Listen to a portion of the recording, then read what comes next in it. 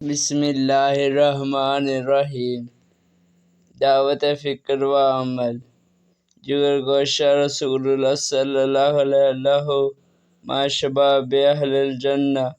حضرت حسین رضی اللہ تعالیٰ عنہ کی دردناک مظلومانہ شہادت پر تو زمین و آسمان روئے، جنات روئے، جنگل کے جانور متاثر ہوئے۔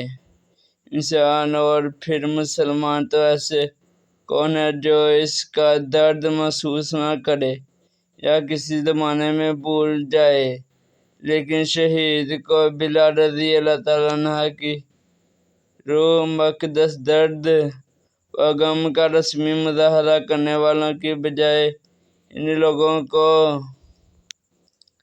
ڈھونڈتے ہیں جو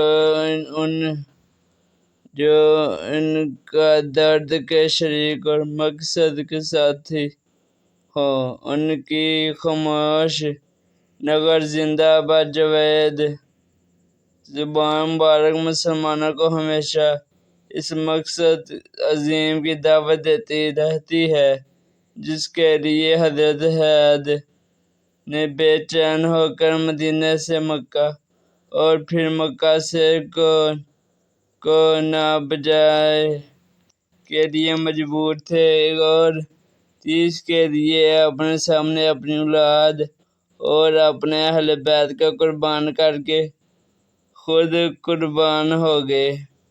واقعہ شہادت کو اول سے آخر تک دیکھے۔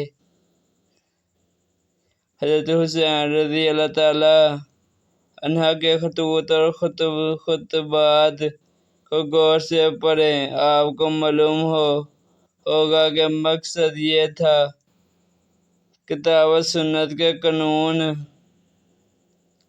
کو صحیح طور پر رواج دینا۔